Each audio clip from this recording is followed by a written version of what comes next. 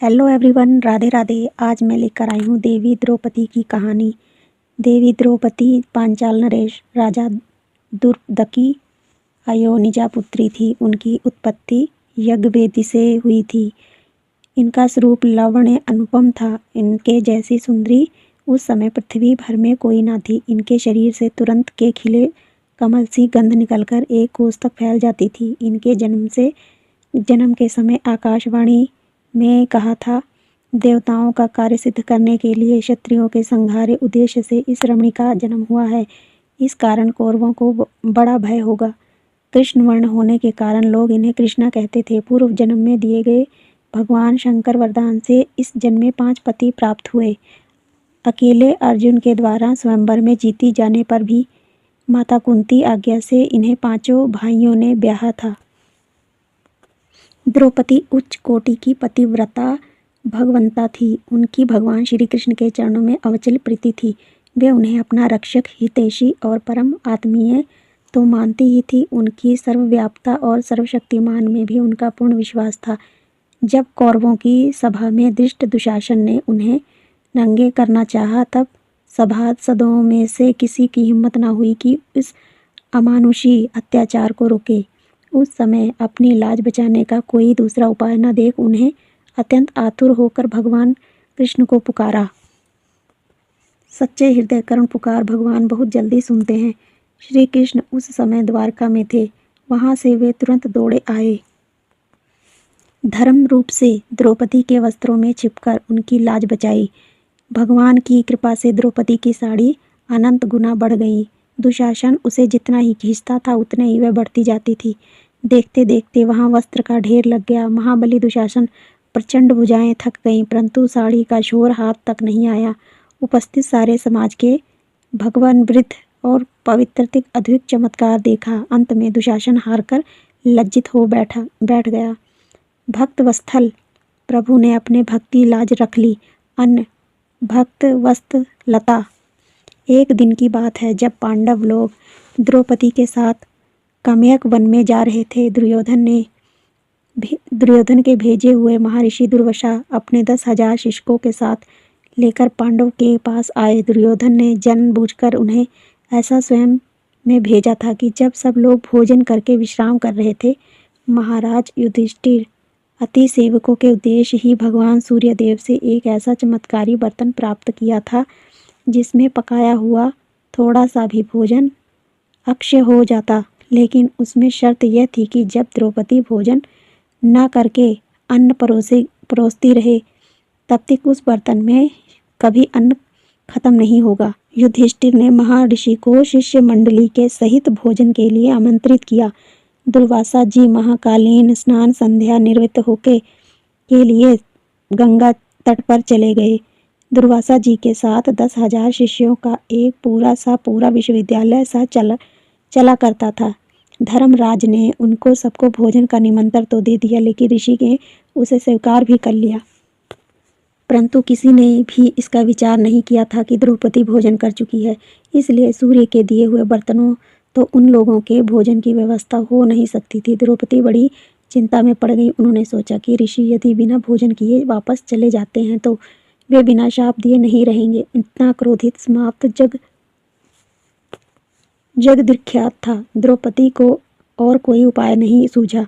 तब उन्होंने मन ही मन में, भगवान श्री कृष्ण तो घट घट जानने वाले हैं। वे तुरंत वहां आ पहुंचे। उन्होंने देखकर द्रौपदी के शरीर में मानो प्राण आ गए। डूबते डूबते हुए को मानो सहारा मिल गया। द्रौपदी ने संक्षेप में उन्हें सारी बात बता दी। श्री कृष्ण ने अधीरता प्रदर्शित करते हुए कहा, और सब बात पीछे होगी, पहले मुझे जल्दी कुछ खाने को दो, मुझे बड़ी भूख लगी है। तुम जानती नहीं हो कि मैं कितनी दूर से हारा थका आया हूँ। द्रौपदी लाज के मारे गड़ सी गई। उन्होंने रुकते रुकते कहा, प्रभु मैं अभी अभी खाकर उठी हूँ, अब तो उस बटुली में कुछ भी नहीं बचा है। श्री कृष्ण ने कहा, जरा अपनी बटुली मुझे दिखाओ तो सही। कृष्ण बटुली में ले आई। श्री कृष्ण ने उसे हाथ में लेकर देखा तो उसमें गले में एक साग का पत्ता चिपका हुआ मिला। उन्होंने उसी को मुंह में डालकर कहा, इस साग के पत्ते से संपूर्ण जगत के आत्मा यज्ञ भोक्ता परमेश्वर तृप्त हो जाएंगे। इसके बाद उन्होंने सहदेव से कहा, भैया अब तुम मुनि ऋषियों को भोजन के लिए बुला लाओ। सहदेव ने गंगा तट पर जाकर देखा तो वहां उन्हें कोई भी नहीं मिला। बात यह हुई कि जिस समय श्री कृष्ण ने साग का पत्ता मुंह में डालकर वह श्लोक पढ़ा, उस समय मुनि धर लोग जल में खड़े होकर अग्रमण कर रहे थे। उन्हें अकस्मात ऐसा अनुभव होने लगा कि मानो उनका पेट गले तक अन्न से भर गया हो। वे सब एक दूसरे के मुंह की ओर ताकने लगे, कहने लगे कि अब हम लोग वहां जाकर क्या खाएंगे। दुर्वासा ने चुपचाप भाग जाने का ही श्रेय समझकर, क्योंकि वे ये जानते थे कि पांडव भगवत हैं, भक्तों की सेवा करने वाले हैं। अम्बरीश के यहाँ उन पर जो कुछ बीती थी उसके बाद से उन्हें भक्तों के लिए बड़ा डर लगने लगा था। बस सब लोग वहां से चुपचाप भाग निकले। सहदेव को वहां रहने वाले तपस्वियों उन सबको भाग जाने का समाचार मिला। उन्होंने लौटकर सारी बात धर्मराजाओं कह सुनाई। इस प्रकार द्रौपदी के श्री कृष्ण भक्ति के पांडवों की एक भारी बला टल गई। श्री कृष्ण ने आकर उन्हें दुर्वासा के कोप से बचा लिया और इस प्रकार अपनी शरणागत वत्सलता का परिचय दिया। एक बार वन में भगवान श्री कृष्ण देवी सत्यभामा के साथ पांडवों से मिलने आए। उस समय बातों ही बातों में सत्यभामा जी ने द्रौपदी से पूछा, बहन, मैं तुमसे एक बात पूछती हूँ। मैं देखती हूँ कि तुम्हारे शूरवीर और बलवान पति सदा तुम्हारे अधीन रहते हैं। इसका क्या कारण है? क्या तुम कोई जंतर मंतर या औषधि जानती हो, अथवा क्या तुमसे जब तप व्रत होम या विद्या से उन्हें वश में कर रखा है? मुझे भी कोई ऐसा उपाय बताओ जिससे भगवान श्याम सुंदर मेरे वश में हो जाएं। देवी द्रौपदी ने कहा, बहन, तुम्हारा इस प्रकार शंका करना उचित नहीं, क्योंकि तुम बुद्धिमती और श्री कृष्ण की पटरानी हो। जब पतियों को यह मालूम हो जाता कि पत्नी उसे काबू में करने के लिए किसी मंत्र तंत्र का प्रयोग कर रही है, तब वह उनसे उसी प्रकार दूर रहता है जिस प्रकार घर में घुसे हुए सांप से। अत्यंत मंत्र तंत्र से कभी भी पति अपनी पत्नी के वश में नहीं हो सकता। इसके विपरीत इससे कई प्रकार के अनर्थ हो जाते हैं। इसलिए स्त्री को कभी किसी प्रकार का अपने पति के अप्रिय नहीं करना चाहिए। इसके बाद उन्होंने बतलाया कि अपने पतियों को प्रसन्न रखने के लिए ये किस प्रकार का आचरण करती थी। द्रौपदी ने कहा, बहन, मैं अहंकार और काम क्रोध का परित्याग करके बड़ी सावधानी से सब पांडवों को और उनकी स्त्रियों की सेवा करती हूँ। मैं ईर्ष्या से दूर रहती हूँ और मन को काबू में रखकर केवल सेवा की इच्छाओं से ही पतियों का मन रखती हूँ। मैं कटु भाषण से दूर रहती हूँ, असभ्यता से खड़ी नहीं होती, खोटी बातों पर दृष्टि नहीं डालती, बुरी जगह पर नहीं बैठती, दूषित आचरण के पास नहीं फटकती। अपने पतियों के भोजन किए बिना मैं भोजन नहीं करती, स्नान किए बिना स्नान नहीं करती, बैठे बिना स्वयं नहीं बैठती। जब जब मेरे पति घर आते हैं तब तब मैं खड़ी होकर उन्हें आसन और जल देती हूँ।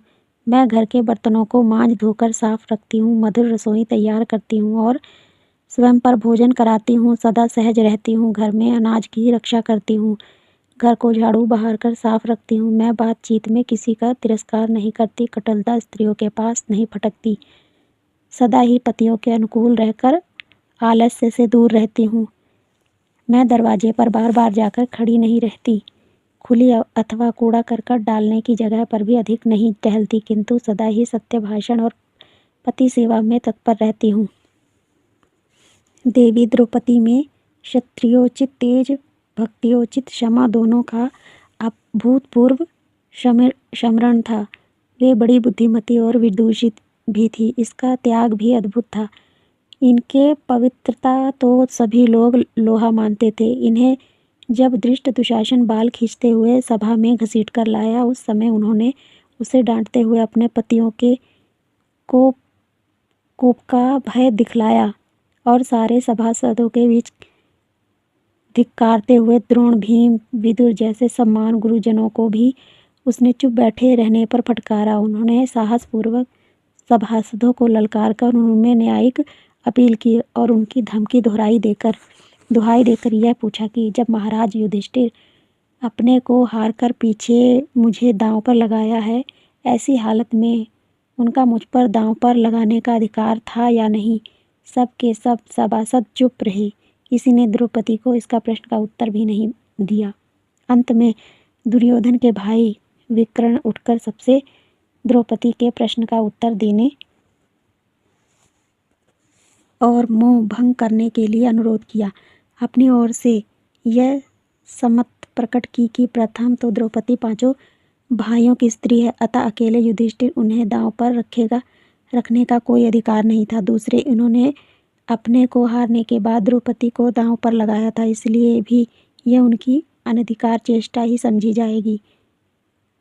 विकर्णी बात सुनकर विठुरों ने इसका समर्थन किया और अन्य सभासदों ने भी उसका प्रशंसा की, परंतु कर्ण ने डांटते हुए उसे बलपूर्वक बैठा दिया।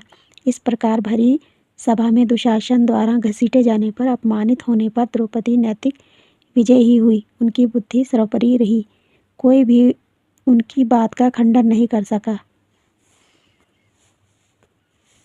अंत में विदुर के समझाने पर धृतराष्ट्र ने दुर्योधन को डांटा और द्रौपदी की प्रसन्न करने के लिए उनसे वर मांगने को कहा।